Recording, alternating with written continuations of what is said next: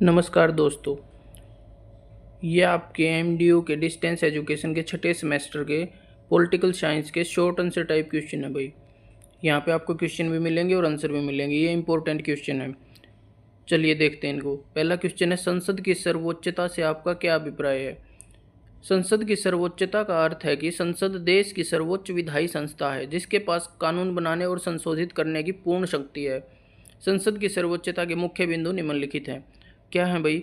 ये कानून बनाने की शक्ति है इसके पास, संसद के पास। सरकार की जवाबदेही होती है संसद के पास। संविधान संशोधन करने की शक्ति होती है। न्यायपालिका की जवाबदेही संसद के पास होती है। सर्वोच्चता के महत्व के को निम्नलिखित बिंदुओं से समझा जा सकता है।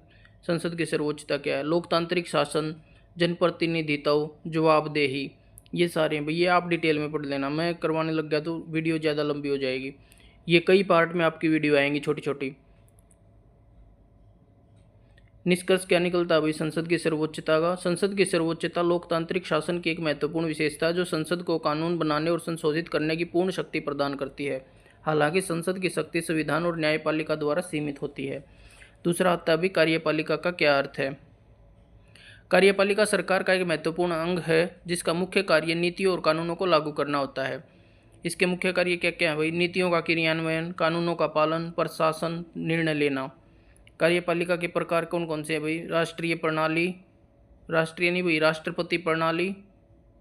इस प्रणाली में राष्ट्रपति कार्यपालिका का प्रमुख होता है और उसके पास महत्वपूर्ण शक्तियाँ होती है। प्रधानमंत्री प्रणाली, इस प्रणाली में प्रधानमंत्री कार्यपालिका का प्रमुख होता है और उसके पास महत्वपूर्ण शक्तियाँ होती हैं।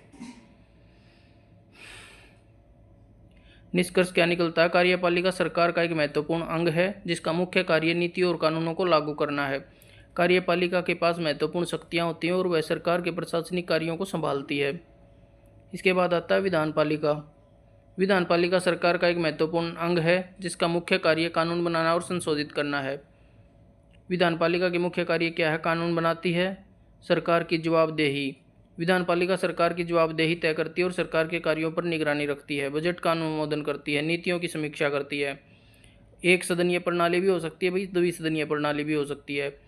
एक सदनीय प्रणाली में विधानपालिका का एक सदन होता है जो कानून बनाने और सरकार की जवाबदेही तय करने के लिए जिम्मेदार होता है। द्विसदनीय प्रणाली में विधानपालिका के दो सदन होते हैं, उच्च सदन और निम्न सदन। दोनों सदनों के पास कानून बनाने और सरकार की जवाबदेही तय करने की शक्ति होती है। जैसे भारत में भी द्विसदनीय प्रणाली है, राज्यसभा और लोकसभा।